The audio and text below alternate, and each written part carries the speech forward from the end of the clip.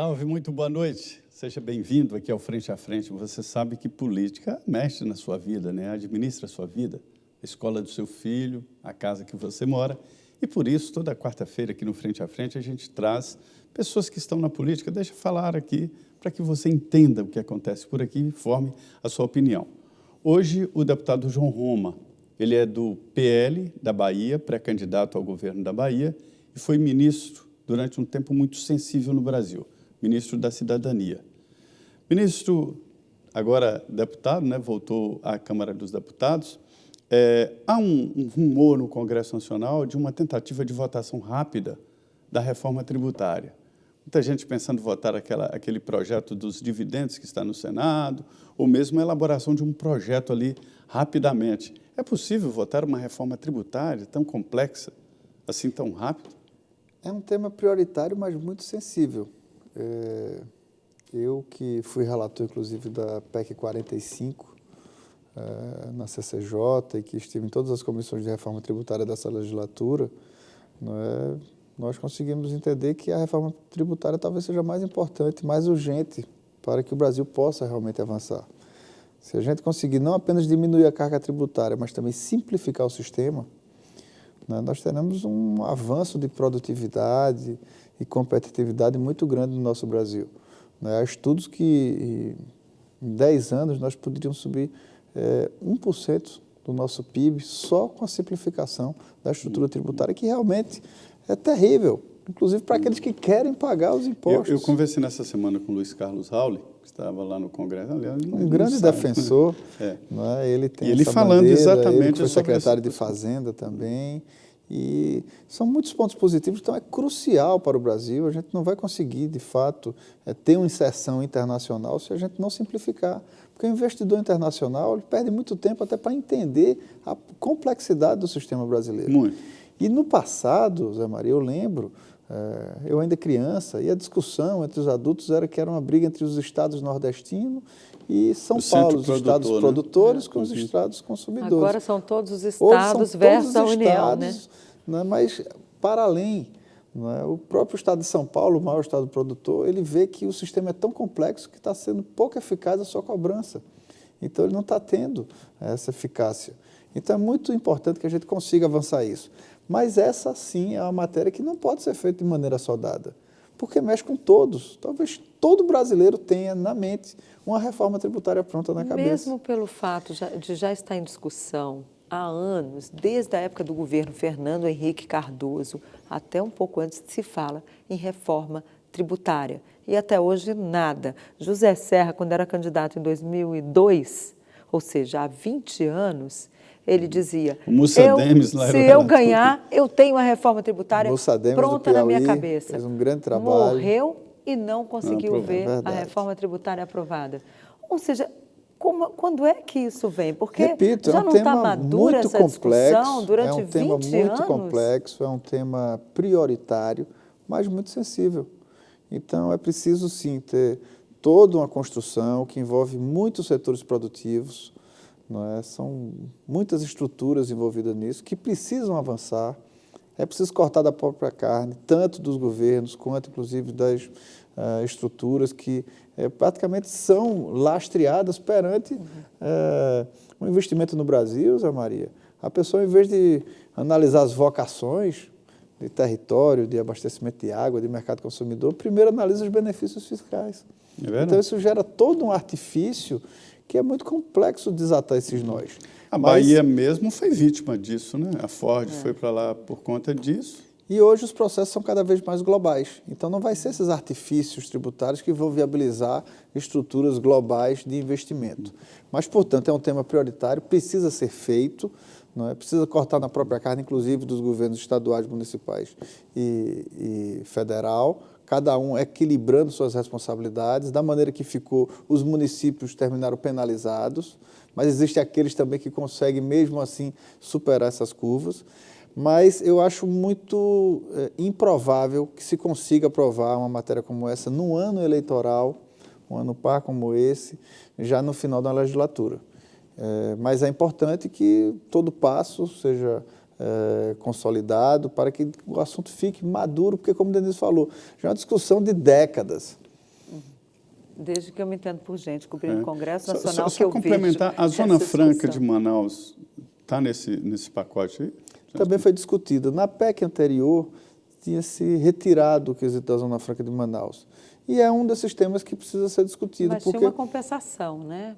Até para sair. Buscavam compensação porque a implantação da PEC 45 dava um período de cerca de 10 anos de certas cláusulas. Que e isso ia compensaria. paulatinamente mudando, né? Então, até chegar daí no novo você sistema. começa a perceber que cada local, cada botão que você aperta ali tem desarranjou um outro lado. efeito muito Agora- grande. Mas o que nós buscamos cada vez mais? Simplificar o sistema, agir nas vocações. Por exemplo, o estado do Amazonas, ele precisa de muito investimento e a Amazônia precisa ser cada vez mais um sinal de desenvolvimento para o Brasil, nas suas vocações, não com artifícios. Então, isso tudo tem que ser compensado até a maior, mas É que longe possa... demais do consumidor, né? Não é só isso, é porque não adianta artifício. São mais de 5 décadas de funcionamento e que terminou que não impulsionou verdadeiramente, né, a melhor eficácia desses investimentos. Então, talvez tenha uma melhor forma de fazer a dedicação desses recursos. Agora, deputado, outra coisa que se fala muito, nós estamos aí numa crise econômica imensa, com aumento de preços de combustíveis, que gera aumento de preços na gôndola do supermercado. Hoje estava lá o líder dos caminhoneiros, Chorão, eu não sei o nome dele, gente, eu sei que aquele Chorão, aquele líder lá dos caminhoneiros, Chorão. ele estava no Congresso e ele me disse o seguinte, olha, não dá mais, o transporte vai acabar parando porque nós não temos mais como segurar esse preço cobrado pelo diesel.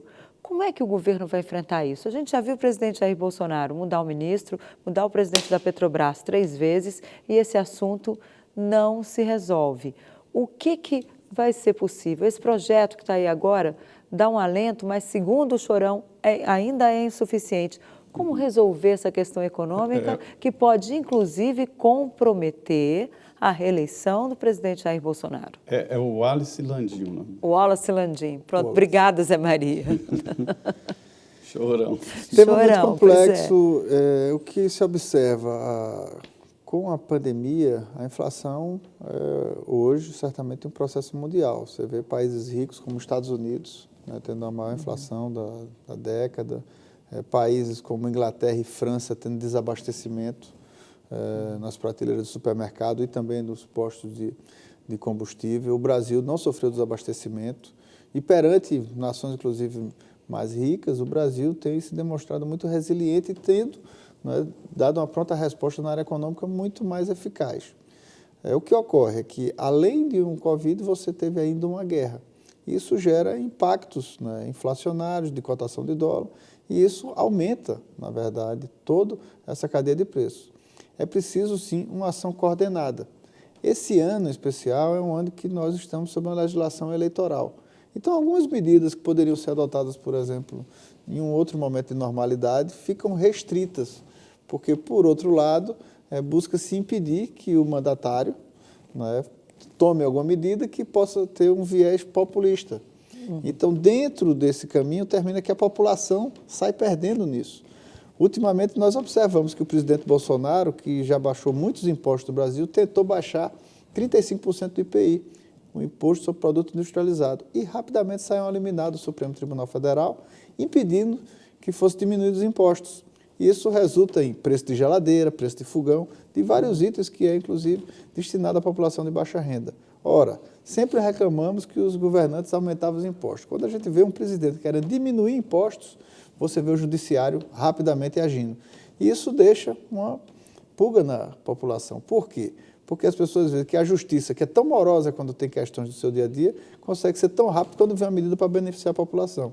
Mas dentro de tudo isso, Denise, medidas precisam ser adotadas, que seja através de medida legislativa com participação do Congresso Nacional, como a PEC, né, que seja mudança de regras, como, por exemplo, da Petrobras, que está sendo insensível, sim, e por isso, inconformismo do presidente Bolsonaro em mudar várias vezes, porque é necessário que uma empresa que, por um lado, apresenta lucro de mais de 50 bilhões, não pode estar insensível perante o consumo que está afetando toda a população brasileira. E isso toca toda a esfera da população. Então, é preciso, sim, que haja uma mobilização. Não dá apenas para ficar observando isso sem que se estipule. Agora, isso linka com a medida de hoje que você comentou, que coloca justamente limitação de cobrança de ICMS em vários itens, como, por exemplo, combustíveis. Porque não dá para algum estado cobrar 30%, hoje 34% de ICMS nos combustíveis. Observe que hoje mesmo circulou a notícia que o estado da Bahia comemorava, né, um incremento de mais de 2 bilhões de reais de arrecadação de ICMS. Ora, durante mesmo um período mais difícil, né, da pandemia, vários estados do Brasil diminuíram suas cotas de ICMS. O governo da Bahia não diminuiu 1 milímetro sequer. Então, não é possível que dentro dessas medidas, onde o presidente Bolsonaro tirou toda a taxação do gás, diminuiu impostos na questão do óleo diesel, como é que o preço não diminui na bomba? Porque, se você for observar lá, a incidência do ICMS está sendo muito além do que é o tolerável. Agora, outro dia eu encontrei o general Silvio Luna num evento aqui em Brasília e ele me dizia o seguinte, olha, a Petrobras não tem como mudar a sua política de preços. O que podia acontecer era a União usar os recursos que ela recebe como dividendos, que no primeiro trimestre foram 44 bilhões de reais, usar isso, essa parte do lucro da Petrobras que ela recebe... Para reverter em benefício da população. Para reverter em benefício da população, exatamente. Por que isso não é feito? Nesse ano de 2022, se o presidente tentar uma medida similar a essa, pode incorrer na legislação eleitoral. Então, isso pode dificultar bastante. O que a legislação porque a legislação eleitoral proíbe... Ele está amarrado, então? Proíbe benefícios. Por exemplo, o Auxílio Brasil, que nós nos referimos aqui. Se não conseguíssemos aprovar o Auxílio Brasil em dezembro do ano passado, não conseguiríamos implantar o Auxílio Brasil. Precisava ser aprovado e implantado no exercício anterior para não em ano caracterizar eleitoral, você não pode criar benefício novo, nem pode dar isenções. Então, tudo isso nos amarra a essa legislação eleitoral.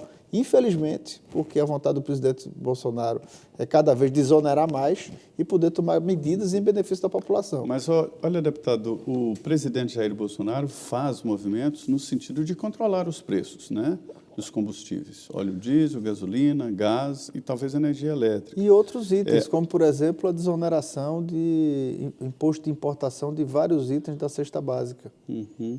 Esse movimento já existe, né? Sim. A Petrobras tem que fazer uma definição, pelo menos, para que se possa fazer uma projeção. Do jeito que está muito complicado, né? Ninguém sabe de quanto será o valor na semana que vem de combustíveis, né? E como é que ele poderia implementar esse novo sistema? Isso parte da própria Petrobras. Isso parte da própria Petrobras. O governo é o maior acionista. O presidente já tomou providência. Vai trocar a diretoria. Mudando. Já entrou lá o Caio, que era secretário... Caio Paes de Andrade. Caio Mário Paes de Andrade, um grande secretário do ministro Paulo Guedes, tenho certeza que vai fazer um excelente trabalho. E o que é necessário? Que a Petrobras também comece a exercer suas funções sociais. Toda empresa, né, uma empresa especialmente da dimensão que tem uma empresa como a Petrobras, empresas mundiais inclusive, todas têm a clareza... Isso não faz sentido ser estatal. E mais do que isso, né, as pessoas ficam na discussão, às vezes, privatiza, não privatiza. Muitas ações da Petrobras já estão privatizadas. Isso, às vezes, prejudica porque fica uma empresa que não sabe se é estatal ou se atende o interesse dos acionistas minoritários. Né? Então, isso engessa a ação do governo, como comentou a Denise, no caso dos dividendos. Aí para proteger os acionistas minoritários pelo seu plano de investimento, ele sacrifica a população, que tem um país hoje que tem a produção de petróleo que tem toda essa estrutura.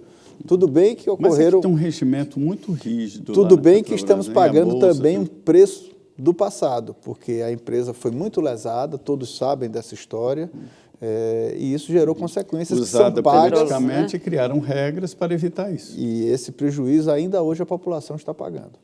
Agora, em relação a essa questão da Petrobras, o presidente vai mudar também os conselheiros, né? E esses conselheiros vão chegar lá, não vai parecer assim uma intervenção na empresa e não pode baixar ainda mais as ações, o que prejudica, porque ao mesmo tempo que ele tenta ali mudar para baixar o preço dos combustíveis, aí chega na hora, opa, está intervindo na empresa, aí vai lá, o preço da empresa vai lá para baixo, as ações caem, o governo também perde dinheiro com isso. Não é aí um ciclo vicioso que se entrou e que não se consegue sair? Daí, Denise, que tudo tem que ser feito em respeito à lei e com segurança jurídica.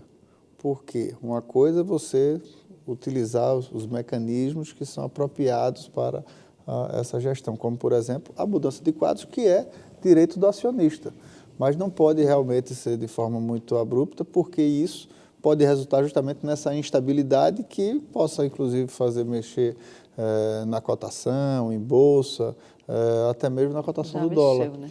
Então, tudo isso é muito ruim. No início, logo que eu cheguei no Ministério da Cidadania e tivemos muitos embates, de forma franca, né, verdadeira, junto com o ministro Guedes, buscando uma equação que viabilizasse a melhoria do programa social, eu utilizei a expressão que a área social e a área econômica do governo são duas faces de uma mesma moeda. E quando há um descaminho na área econômica, inclusive desencadeando o processo inflacionário, verdade, quem mais sofre é a população mais necessitada, porque não tem os mecanismos de proteção do sistema financeiro. Ok, nós vamos para um rápido intervalo. Eu convido você a permanecer aqui com a gente, que ainda tem mais um bloco do Frente a Frente, que hoje recebe o deputado João Roma, do PL da Bahia. Fica aqui que ainda tem muito assunto aqui no Frente a Frente.